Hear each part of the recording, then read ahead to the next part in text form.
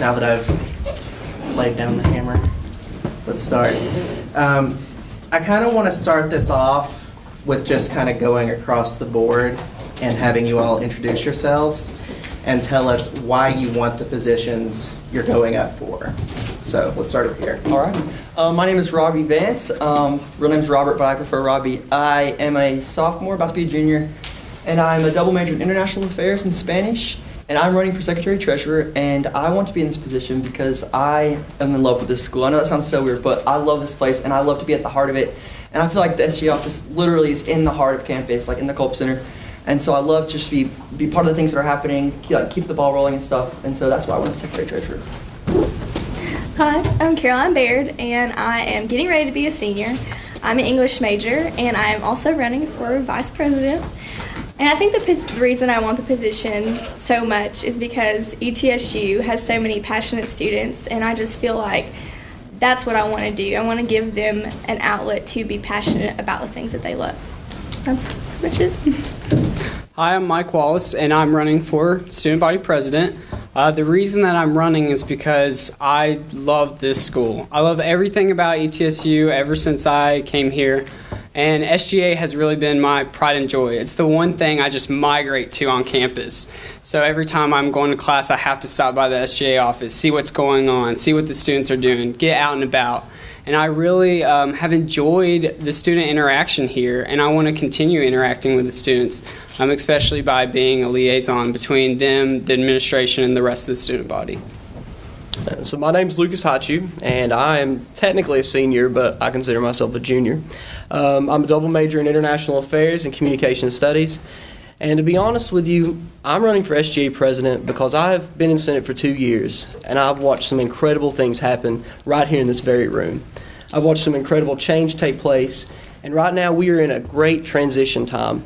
And I think that in the next coming years we're going to see some incredible things happen.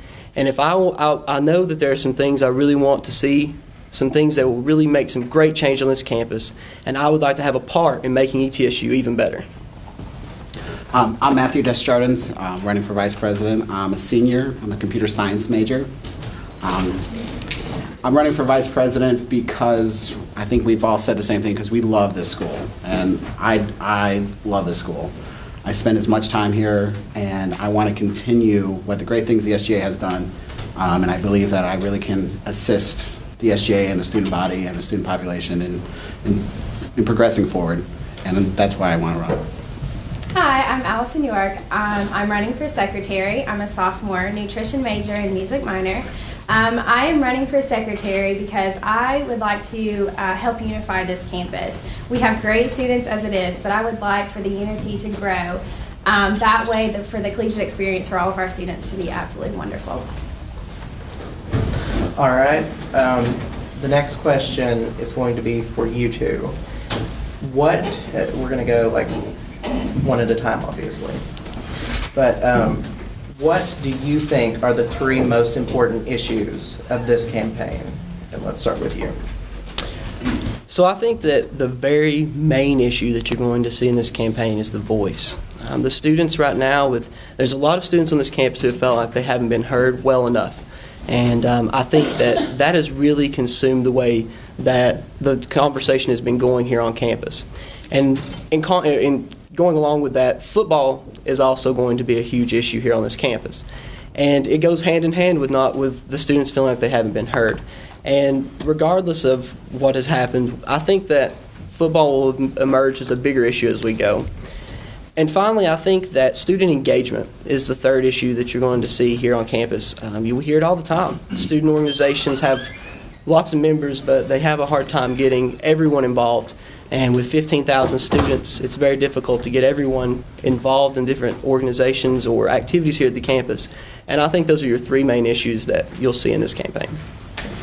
I think the main issue is personal relationships between students and student government. I think that students sometimes feel that student government hasn't harvested a welcoming environment for them to approach the senators, for them to approach the exec, the cabinet members, the administration even. So I think that, connecting that branch would really help with listening, because I like to talk, but I love to listen. So I think if we lend an ear so much more than a voice, then sometimes we can get points across that we want to.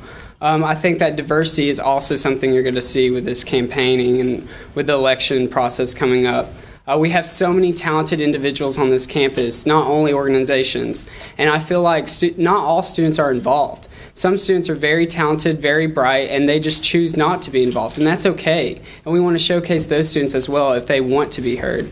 I think another thing is pride, ETSU pride. You've been seeing it a lot lately with football, with even the parking garage or the Starbucks and all this growth. Everyone's wanting to know about ETSU and becoming really favorable towards this campus. So I think that by incorporating student engagement and student activities on campus will kind of only encourage that pride that, hey, I go to ETSU and I'm proud to be a Buccaneer. So. All right. What do you think, and this is for both of you, what do you think uniquely qualifies you for this position? Let's start with you again. So I have a lot of experience with Senate, and so I'm able to see a lot of what goes on here in Senate, and I've been here for 2 years, and I've enjoyed every moment of it, even though that sometimes I go home stressed out. I think that experience is going to be really important in the coming years, especially as we see change start taking place. And I also think that something that's very unique about me is I have a lot of diverse interests and diverse friends. And so I don't pigeonhole myself in any group and never have been able to, even in high school. And so I got to college and I'm involved in all kinds of different organizations, from residence halls to communication studies to SGA. And I'm proud to be able to say that I have friends in a lot of different areas of campus. And I think those two things will really help in this job, who represents all the students, and be able to know how to do that in a Senate format. I think relationships. I think that I've established so many relationships outside of the organizations I'm involved in. I think that I've outreached to so many people with, what are you doing? What are your friends doing? Kind of just being curious. I'm a very curious individual, and I feel like I'm asking questions so much more than giving answers, because I want to know what are you thinking? What are the students thinking? What are the teachers thinking? I want to know all that I can and kind of grasp all that I can while I'm here. And so I think that curiosity and that kind of spark in me is what makes a little bit of the liveliness in student government, and I think that's what makes me unique. All right, this can kind of go down the line. In what ways do you think the SGA can better serve the student body? Well, I think especially pretty recently, we've heard a lot of talk about transparency and things like that, and that's an awesome movement to try to be transparent. And I think that we are the students, and I think now, especially with big decisions like football, students from all across the board want to be part of SGA, and we're really starting to kind of be known on campus. So I think, it's our responsibility to represent the students the best we can. Like the business section, the arts and sciences, each one has their own responsibility, and I think we're here to fulfill that duty. I think that it really is just bridging the gap between the communication, and that would be, reaching out to on-campus publications and all the things that we do have to utilize and we haven't utilized. So I think that is something that, could be improved.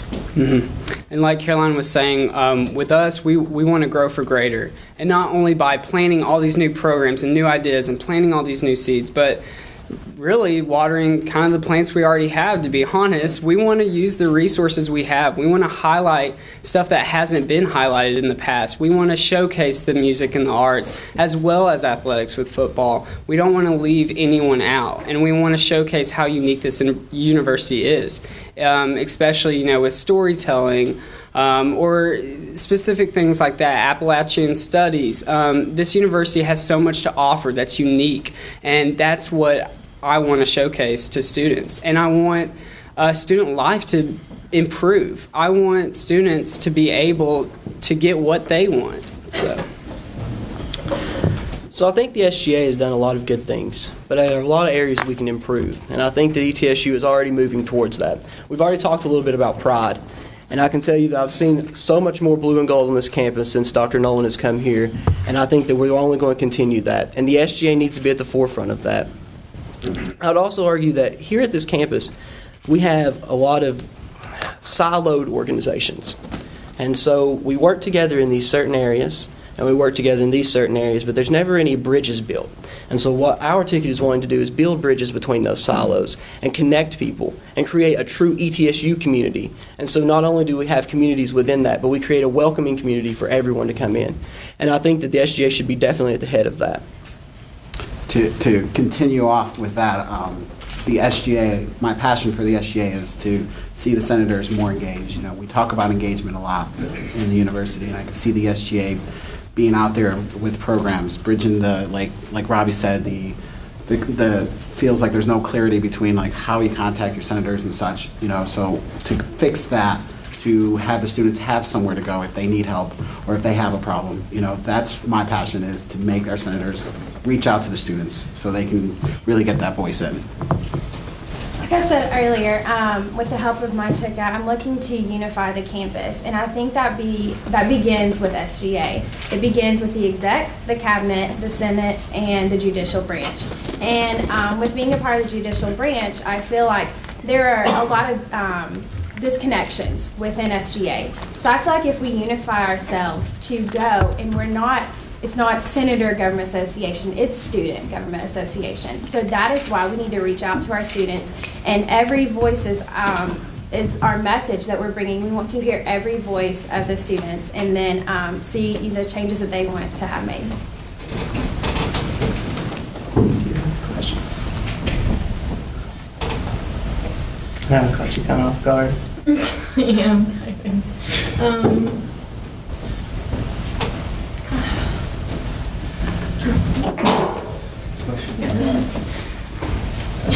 In terms of football, I know we've been talking about it a lot here lately, but I was told to ask the question, so I'll ask the question. How do you think the SGA should be involved moving forward with football, now that it's already been approved? Okay. I can go first. I think that we should support and stand behind the decision that SGA made. And I think that we should continue harvesting the pride that comes along with the football team. And I think that it will encourage student involvement on campus.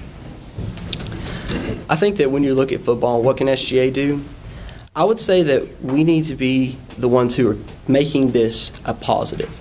One of the things that we've talked about is football is an incredible risk. And then we're risking students' money. And this is something that can go incredibly well or incredibly not well. And the SGA needs to be ones at the very forefront, making sure that it is going to go well, building that school pride and building that school unity. But I also think that it also allows us to step back, take a step back and say, hey, the next time a big decision comes through, we need to be listening a little closer to make sure that those students that are around are being heard. Because there are a lot of students who have felt hurt by this decision, who feel burdened by the numbers that they're going to have to pay over the next years. And I think that looking forward, we can build that community while also reaching out and listening to the voices that are all around campus. Can both of you kind of talk about the legislation that you have sponsored this year? Start with you. So I've written a lot of legislation this year, so I'm just going to hit some of the key ones. Last week we actually had a vote on a piece of legislation to move our referendum process online. We actually have heard from the people who are moving the referendum process along, and it's an incredibly tedious process. And one of the things we learned about and was discussed here in Senate is how it's almost impossible for that to be worked. And so we decided to move that online, and I was incredibly glad to be able to see that pass. We've also worked on other transparency issues, as you've heard, and I can definitely reach out to Senator Hamill and Senator Tuggle for helping us out with that. Putting senator contact information online so that anyone can reach them. Being able to see the legislation that's being presented here in Senate. And I think that transparency is important. But it's also important that we realize the needs of our students. And one of the pieces of legislation we put in was to get professional advisors for students on campus, because those students need to be represented. And professional advising is incredibly important to make sure we get our students graduating and not just dropping out because they don't know where to go. And that's just a couple pieces. Those are 4 from last week, so I hope that'll suffice. With my legislation, I've sponsored a couple. One being a student came to me for the department with the interior design and construction to be available for key code access for Wilson Wallace Hall. And so that was a quick and easy fix I thought that needed to be done because they're assigned large projects and need time to be available to go to the halls and work on the projects since they don't have the materials at home and they're very expensive, so they're not accessible to those students. Another thing that I've done is with cabinet because I wasn't a senator in the fall. I was the Secretary of the Interior. So what I did for that position was I was a mentor to the junior senators, and I directed that program. And so what that is me recruiting people for student government and then improving their education on student government issues, how to write legislation, and how to be involved. All right. If you could summarize your campaign in one sentence, what would the sentence be? You want me to go first? Okay, I was going to say you're giving me the stare down. We use 2 words, so I'm going to try and make this really easy. We will hear every voice, no matter how small.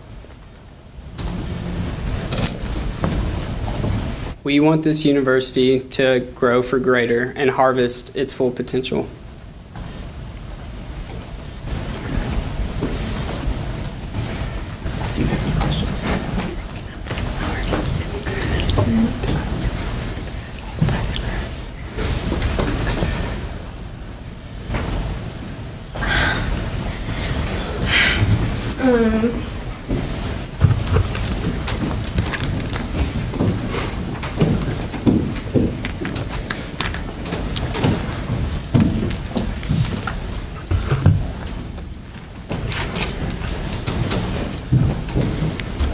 Do you guys have any plans for facilities on campus, etc.? Like what's going on with the parking garage and all of that stuff, and what students are saying about that?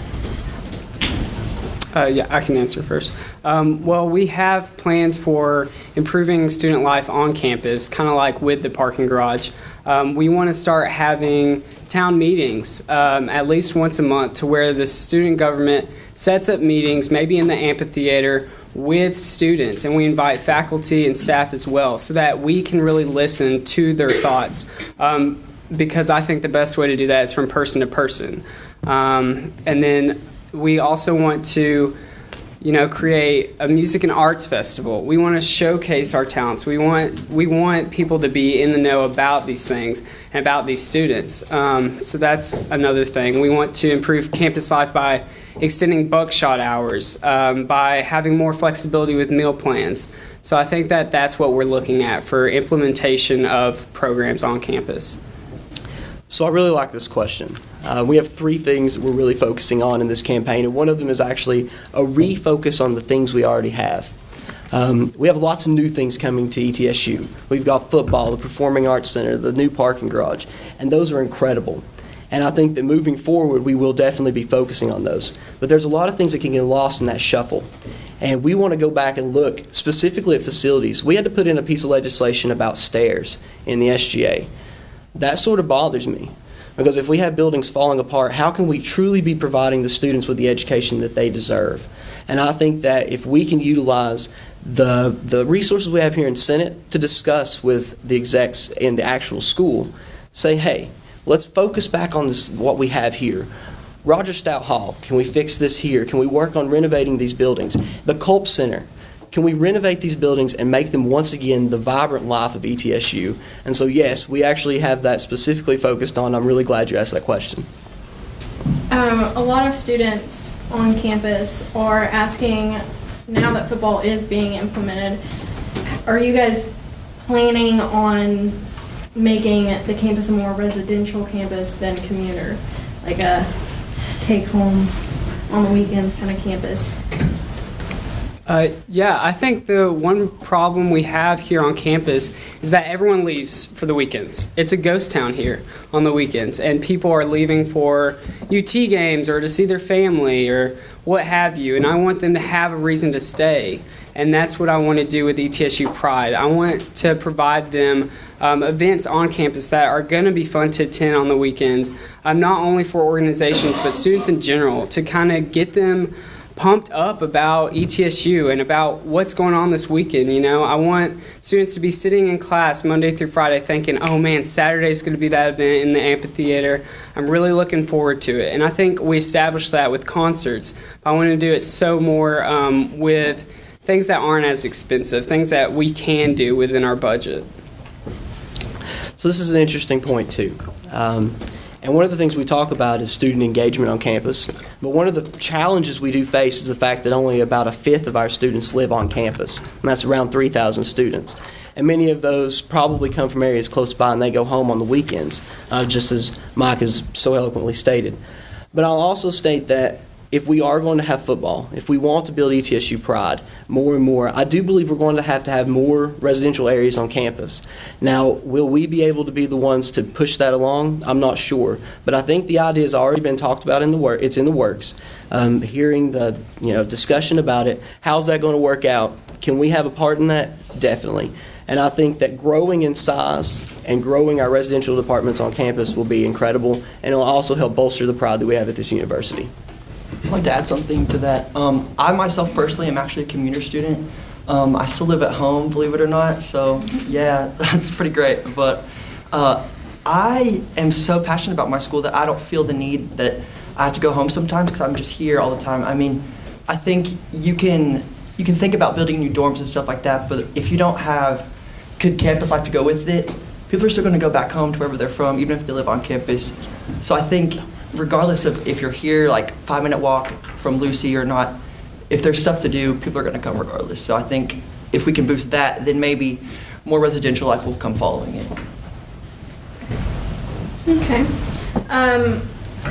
Upon asking the students what they would want to hear from you today, someone asked what you guys would think about the SGA conducting an ETSU Athletic Department football tax referendum vote open to all tuition and fee-paying students here at ETSU.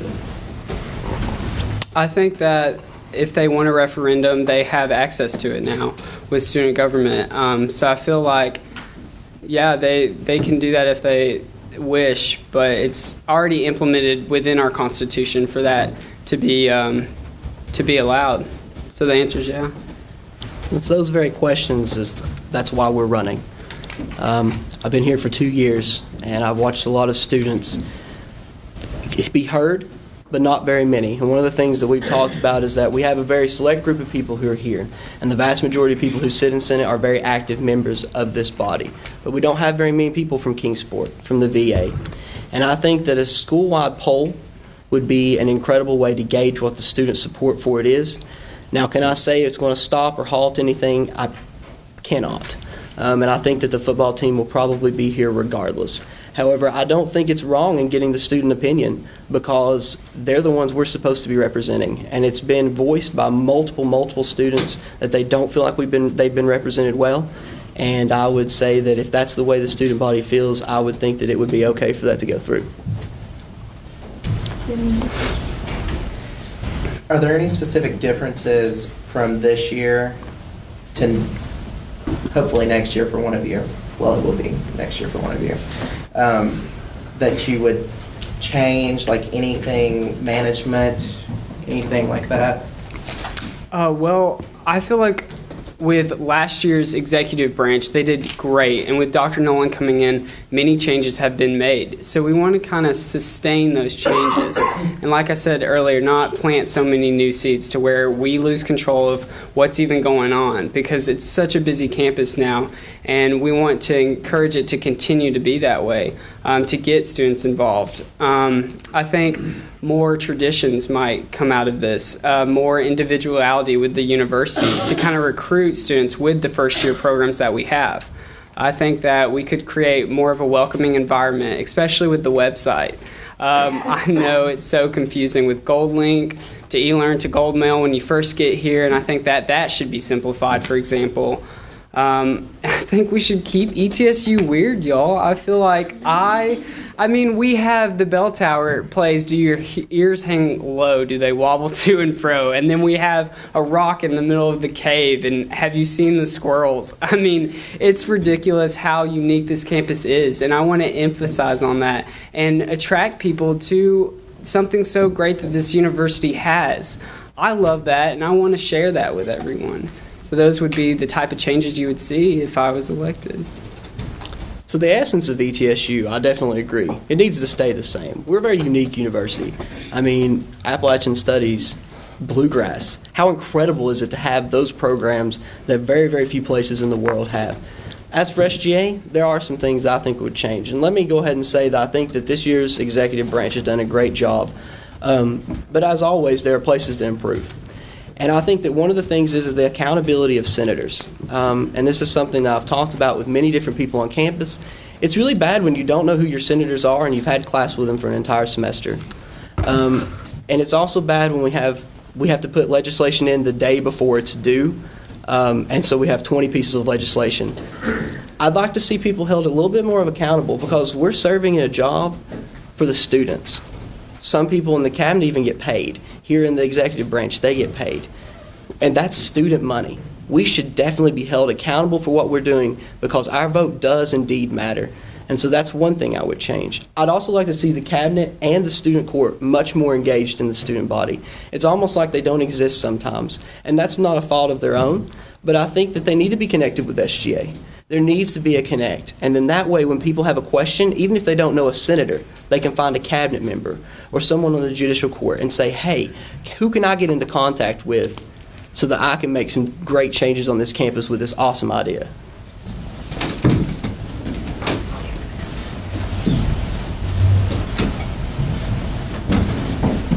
Whenever I was going over the suggestions from our readers earlier after we posted on Facebook and asked them what they would ask you, one student asked us to ask you how you would serve with integrity.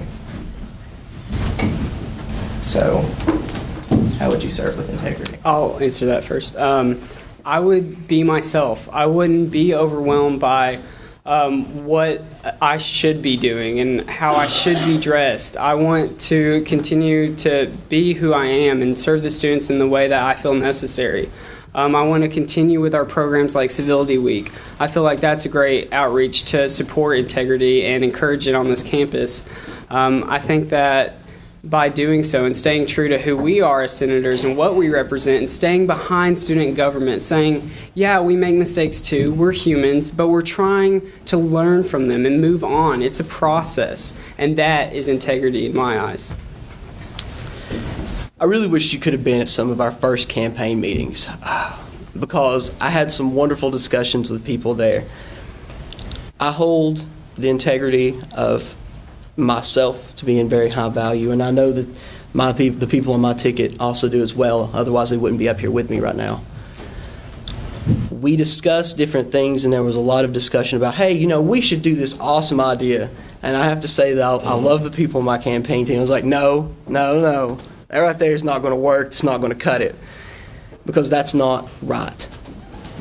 Integrity is what is really going to matter in the end. Because you've always heard the old adage, truth will stand when the world's on fire. And I think that making sure that we are transparent, making sure that we are honest in our dealings, and making sure that the students truly know what's going on in SGA is the only way you can maintain integrity. Because without them knowing, you can hide anything. And so I think that through better transparency, more communication, we can achieve true integrity as an executive branch. All right, I'd like to open it up for questions if anyone has any questions.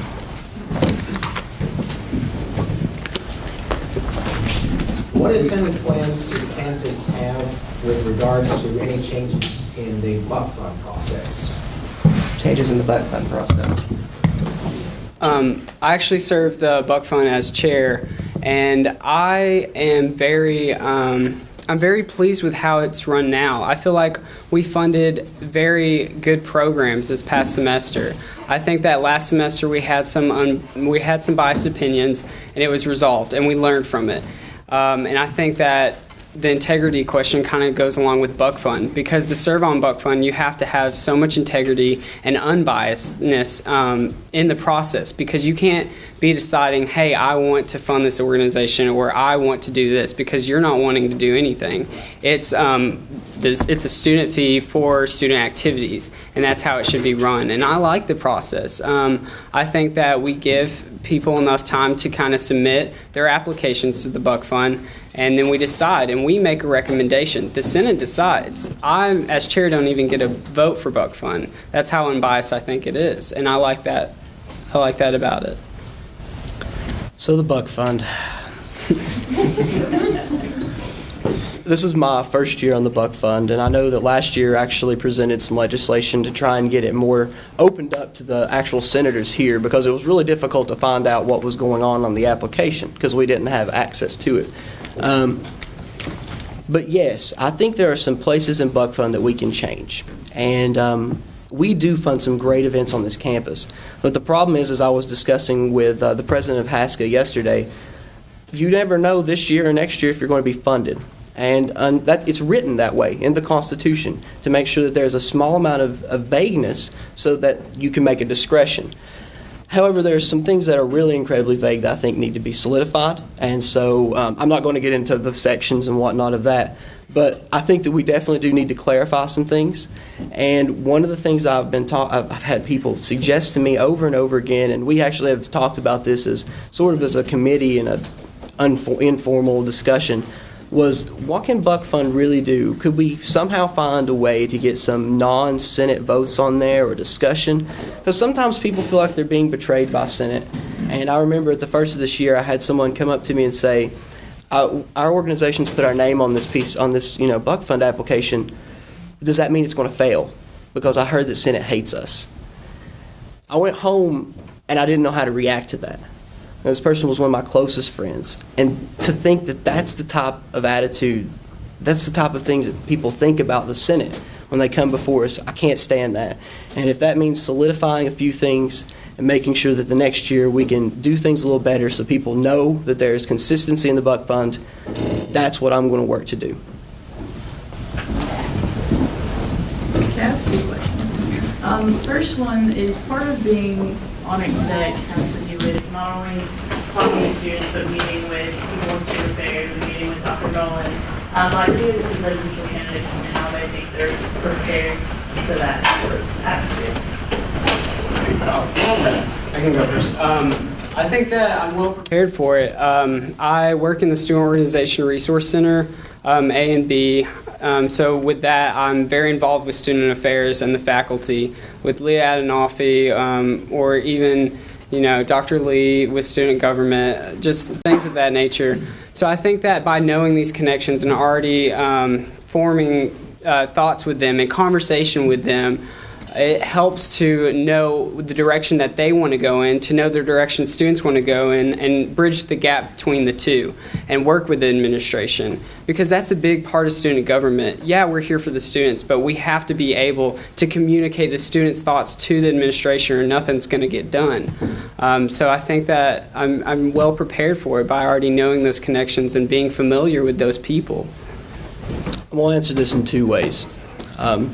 First, on an individual basis. As myself, I'm honored to be part of the Roan Scholarship on campus. And I don't talk about it very often because I don't think that it's something you need to be running around telling everyone. But through that scholarship, I have met incredible people on this campus and formed relationships with very, very many of them. And I'm honored to be able to say that I have been able to talk with Dr. Nolan one-on-one, to be able to talk with Jeff Howard, to be able to talk with Dr. Lee. And those things are incredibly useful. But as a ticket, we have great connections on campus. Matt works in student affairs in the University Center, so he knows everyone on campus. He's in the know. Allison also does this because she works in the ARC. So we have connections all across campus. I think that the fact that we have a good name on campus and that making sure that the SGA is well represented there, having these connections with people, yes, I think we're well prepared for that, and I think that we would be honored to be able to have better connections with those people. And my second question, I know this is mostly about the president, but there's been a lot of talk about senator accountability, and as a senator for the past few years, that's something that's important to me. So being the job of the vice president is to preside over the Senate. I'd like to hear what you guys plan to do as far as moving the Senate along. One of my ideas when I first approached Lucas, well actually Lucas approached me, was to, at each meeting, to talk with the senators and divide, because as executives we want to attend as many organizations, as many things that are going around campus as often as we possibly could. And to present this maybe weekly calendar or such to the senators, and encourage them to come to these events with us, to represent the SGA, to really represent the SGA and the student body to these organizations to help with that. Now, as an accountability, we would have to, because in the Constitution they have an office hour that they're required, and we would want to probably see if we can either substitute them going to these events for that office hour, or to encourage them to just say, hey, I'm proud to be part of the SGA, let me come to these events. Now, when it comes to legislation, legislation is tough to make people right. But if we are communicating with the students, if we are getting out there as often as we should be getting out there with them, legislation should come natural. And if I'm there leading the way saying, hey, let's go and talk to these students, let's go and get them out there and let's learn what they need, I think the accountability for the students will come natural for the senators. Because the drive with the vice president to help the students, the senators should follow in that path. I think that happy people do the best work. They love getting up and coming to their job, and Senate is a job. So I think the most important thing for me is making sure that the environment, and as if I got elected vice president, it would be making sure the environment within the Senate is a happy one and it is a respectful one. I think that is probably the most important thing, and with happy senators, I think we can get a lot done. Also, holding them accountable, as vice president, I need to hold myself accountable. And if I'm holding myself accountable, then hopefully that will be leading by example, not just expecting something of them that I don't expect of myself. So that's my plans.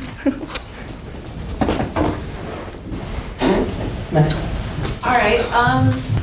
I'm involved in a lot of groups on campus, and I definitely see some problems in, I guess, what ETSU values is important. Like, each semester there's one big week, right? In the fall there's homecoming week, and in the spring there's civility week.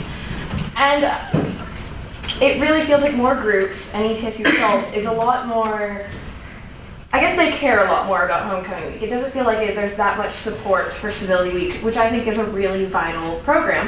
And same goes for diversity educators. It just doesn't feel like there's that same ETSU support behind that program that there is for homecoming week. How would you all go about working on that? Well, actually with Civility Week, that's something that's very near and dear to my heart. I've seen Max several times at the events, and we have such small showings sometimes with the group discussions that it's so disappointing to me because it's something that people should be attending. And so I want to format that similar to homecoming. We want to have a committee for Civility Week. We have a homecoming week committee, but we don't have a committee for Civility Week. We have the person that's in charge of both events, but yet we don't have, shirts that say staff and these type of things so that people know where to go to when to get information about Civility Week. A lot of people weren't aware of the events that campus was having because Facebook doesn't cut it all the time. You need to have people that can talk to you and provide answers for you with Civility Week. So I think that's one of the main things. Another thing I think would be cool is for student government to kind of facilitate with diversity educators to make sure that other organizations are in the know because of student government facilitating that, not only relying on the diversity educators to do that, kind of giving them that support so that we know that everyone's hearing kind of similar sermons about these things. So, yeah. So, I'm going to hit this in an interesting way. first of all, I would like to note that there is a diversity events committee that we've been working with that actually worked on to put on Civility Week. And I think that they've done a great job. I actually am friends with a couple of members on there, and they've talked to me about the debates they've had in there about what can we do, what can we make sure this is advertised. But I think the problem comes down to two things, Max, that I see. First of all, you have campus is one of those places where it's hard to grasp civility ideas. You know this as well as I do. They're heavy. They're incredibly heavy. And a lot of people are turned off by that. But I think that as we communicate those better, as this week has grown, and I think this year has had much better turnout than last, if we can continue communicating those ideas, that fear of these heavy items will go away because everyone will know what's going on. And as that disappears, you'll see better attendance at these events. You'll see people who are coming out because they're finally going to be like, yes, I know what this is, and I totally support this. Let's go out. But secondly, one of the things we've talked about is building bridges between different organizations. If you look at the people who are involved a lot in Civility Week, they all come from a certain area, and that's not any fault of Civility Weeks at all. But if we can build bridges and get more and more organizations involved in Civility Week, you're going to get much better attendance that way as well.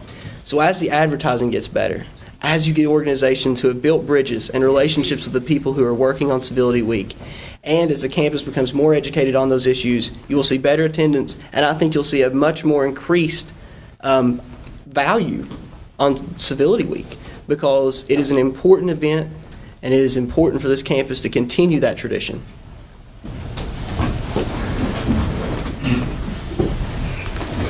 So you both speak about diversity and what have you previously done for diversity students besides Civility Week, and what are you going to do in SGA for diversity? Do you want me to take it? Yeah. Okay. Go ahead. So we've already worked on this somewhat, and I've actually passed a couple of pieces of legislation, and once again with Senator Hamill, Senator Tuggle, and Senator Crabtree. We worked on a piece of legislation this year to get a multicultural department placed on inside of the Performing Arts Center, hopefully, or somewhere on campus, because the multicultural events is currently stuck in one little cubicle in the source. And as big as that department is in the events, I just got to be a part of the Fusion Showcase last week. The amazing things that they're doing with the small amount of staff, the small amount of room they're doing, they deserve something bigger. And so that's part of it. And once that gets made, and once there's a place for multicultural affairs to have an office, then other organizations like HASCA, like Heroes, can also have offices in the same place and can do some incredible things because they're finally going to have a place to just focus on that work. Now, also, no, you know what? I'm just going to leave it there because I'm not going to go into more legislation. I don't want to bore you. Just know that we've worked on getting an LGBTQ commission that'll work with Dr. Noland. We passed that piece of legislation, and we're going to continue that ideology in the next year, but I'm not going to ramble anymore because I don't want to hear myself talk. So. Do you want me to answer that question real quick? Also, I asked, what are you going to do in SGA as a whole for senators for them to have a sort of general diverse? We have speak a lot as a senator, we speak a lot with transparency, and what are you going to do for both of you to solve that after Mike answers the first question? Okay. Well, to answer the first question, working in the source in the multicultural affairs, I see a lot through the office, and so I feel like that's kind of trained me and prepared me for knowing all the diversity on this campus. Also, I've received diversity education through several programs throughout Greek life and polo and things of that nature. And also with students, I think that that's the main thing, how I have really realized the diversity on this campus is through students. You know, and I think diversity shows not only through your ethnicity, what you identify as, your orientation. I think it shows through your talents and your personality and who you are. And I think students are doing that on this campus, and I want to showcase those students. You know, you have Doretha over there that can acapella the crap out of any song from Pitch Perfect you want to hear. I mean, but does anyone know about that? Are you going to sing for us now? I don't know. And then you have Casey Sisko, an art student who is making fabulous jewelry that was in the fashion show the other night. And I want to get those students out and about and people knowing about them, because other students can come to them to know about what they're doing and kind of spread the diversity that way. With SGA, I think that we should receive additional diversity education. I think that should be part of the job. When you get elected as a senator or appointed or whatever, I think that diversity education should be one of the first processes you go through. So I'll answer your second question. Forgive me for leaving that out. We've actually had a lot of discussion among our ticket about creating a specific committee just for diversity events, so that they can be truly represented on Senate. Now, one of the challenges that we have along with that is the fact, once again, Senate is very homogenous in who makes it up. So I would like to try and find a way that we can market Senate to multiple groups of students.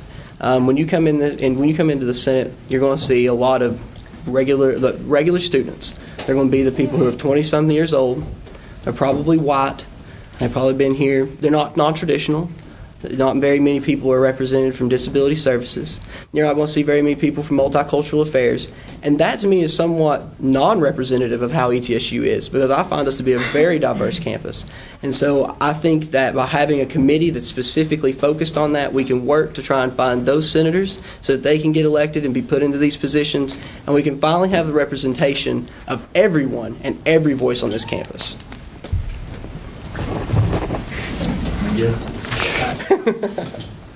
Could you explain your experiences with the judicial side and the judicial branch, and specifically how the student court works right now in the system? Well, I'll let you take it. So the court is an interesting entity. We don't ever hear about it, and ironically enough, I was speaking with a student the other day, and they told me that they didn't even know we had a student court. And that to me is sad. And Allison has expressed this to me on multiple occasions. So the way the student court works is that you have a select set of students. You have a chief justice and associate justices. And basically they help rule on cases that are brought before them that have to do with student affairs and those things that would come before a student court. However, like I said, you don't even know they exist. I was actually speaking with a student the other day who told me they were a justice last year, and I had no clue. And I was on Senate. And I think that the student court definitely needs to be brought out of the shadows of SGA and allow itself to shine out on the campus. And I don't know if you want to expound upon that, Allison, but you're welcome to if you'd like. Yes, I would actually. Serving as an associate justice, I actually felt pretty shunned outside of SGA. I've had people tell me I'm actually not in SGA, and they're wrong, because I am. And I'm still a very important part, and I speak for myself, and I speak for the other justices. Jigger works really, really hard as our Chief Justice, and I think, we don't meet as often as Senate, but we do work hard, and we want more representation. And if voted in as secretary, I hope to represent the justices and then require them to be involved more as well. I think it's a dangerous issue that you bring up, Brad, because with showcasing our judicial branch, they have to have unbiased opinions, and they can't be too involved and have too many biases towards organizations. So the reason that sometimes you don't see judicial branch people in the spotlight is because they have a tendency not to be, because the cases are tender subjects. I've talked to many justices, and I've been curious about the cases because I want to know everything I can about the judicial branch, especially if I'm running for executive office. But they can't tell me about the cases. They're not allowed to. It's part of what they're contracted to do, and I feel like it undermines student government to say that they need to improve, because I think the judicial branch, I haven't seen any problems with it, and that's a good sign in my opinion. I would like to ask the candidates how they voted on referendum reform and why they voted what way they did. I'll go ahead and start. Okay. Yeah, I voted, we just passed this legislation like last week. I voted for it because I think it's a great idea to have a really accessible tool for students to go and vote. The problem we do have, though, is that it's hard to find students to actually motivate them to do it. Even like you see for concert voting, we don't have a huge turnout for that. But yeah, I voted yes for this legislation because I think, it's it's a more accessible opportunity for people to, if they wanted to start a referendum, just go online instead of, going out and getting a handwritten petition and going through this long process. It'd just be easier. I voted no for the referendum because I feel like when you're adding to our Constitution, it shouldn't be quick, and I felt like it was a quick fix. I was confused, therefore I voted no because I didn't know what and who was going to do what. It just wasn't explained. Lucas tried his very best, and he did a wonderful PowerPoint, but still at the end of the day, I felt like it was a quick fix.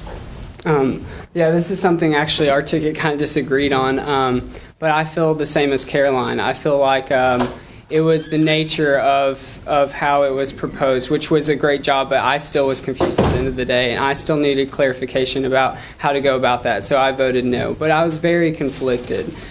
So it's sad almost that votes are looked as yeses or nos, and there's so much gray area in between, but at the end of the day, I had to vote no for it.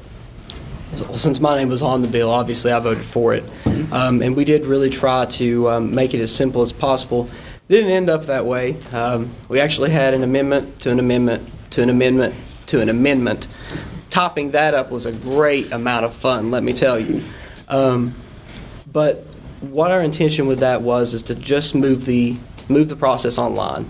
It wasn't trying to change the process because the process is really good. It's just really inaccessible. And trying to get 50-plus pages of signatures was going to be near to impossible. The word was used, impossible.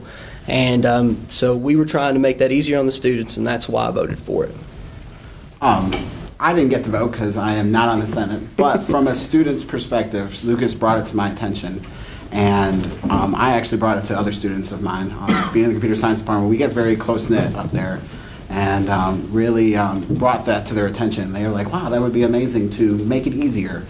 Got to speak with the lady who was presenting the petition beforehand, and it was difficult for her to do it. And to allow a student to make change and allow them to voice a major concern, I think is their right. And I think if we as senators to make it as easy as possible to voice that concern, and we as the student body, that's what we should do. I didn't vote either because I'm a justice, but of course I agree with my ticket. Why make a process more difficult than it should be? Let's just grab one more question.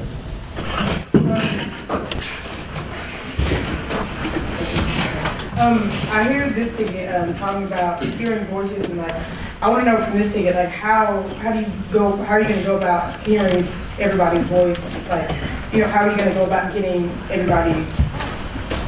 You know what I'm trying to say. Yeah. And on this ticket, you guys talk about you're growing for greater, but what are we growing for? What are we growing towards, and what are we watering now? Yeah, we can go first. You guys are welcome to add in. With Growing for Greater, it's not installing all these new programs, and if it's not broke, I don't see a need to fix it. I think that it's just encouraging what the past executive branch has already put into place and continuing the welcoming environment and communication between all students on campus. And it's kind of more of a unified movement. We want to grow together. We want to grow for the needs that you have. We want to grow for the wants that you have or for the concerns you're going to express. So that's what we mean by growing for greater, not making more of a parking garage or more buildings on campus or anything that would increase tuition, God forbid. So that's not something that we're growing for. When we say growing for greater, it's growing together for a better university. And I'd also like to add that, and we've talked about this so much, we're not, how do I explain this? We're not trying to come up here and promise a million things that we can't deliver, because at the end of the day, we have a year to do what we want to do. So it's more of an idea is growing with you guys, not promising things, just growing with you with your needs, like Mike said. And I mean, for me personally, you were talking about the diversity thing, and I'm so for that. Like, I love Civility Week. Unfortunately, I wasn't able to help much because I just got back from out of the country. But I'm all about that, and I'm so lucky that I've had the opportunity to. When I first came here, I wasn't sure. I was like, ETSU is just gonna be a bunch of people from Johnson City. And then I come here, and it's like I've met people literally from like all over the world. It's incredible, and for me, I'm so blessed and grateful to have the opportunity to know them and hear their concerns. Like, I'll sit down for an hour and a half and have a conversation with someone from, I don't know, France or Morocco, and just ask them like what they think. Like, they're here and they're a student, they pay just like everyone else does, and so they need to be represented too. And I think that for me, that's what diversity is, and bringing it into here, and I can be the voice for that, and our ticket's gonna work for that. So there's only one way to hear a voice. Listen. I was hoping for silence. You broke my dramatic silence. I thought it was a question. No. You're great. That's fine. You just beat me to the punchline. But like I said, you're fine. There's only one way to hear a voice, and that's to listen. And you have to listen by opening up your ears and putting yourself out there and speaking with students one-on-one. Because unfortunately, there's this thing where you go talk to people and they tell you what you want to hear. It's really interesting psychologically.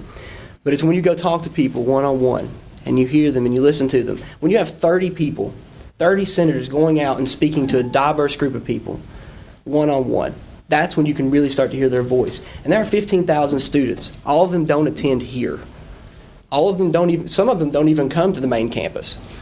We've got the Nave Center, Kingsport, the VA. Who's hearing their voice? So what we have to do is we have to go out. We have to listen to the voices that are all around us, that are all of ETSU. Not just a few, not just the main campus voices, but every voice on campus. To help listen, the SGA needs to be more inviting. 3 years ago, I walked into the SGA office and I felt very like I shouldn't be there. This past year has changed very dramatically. It has. And I want to continue that.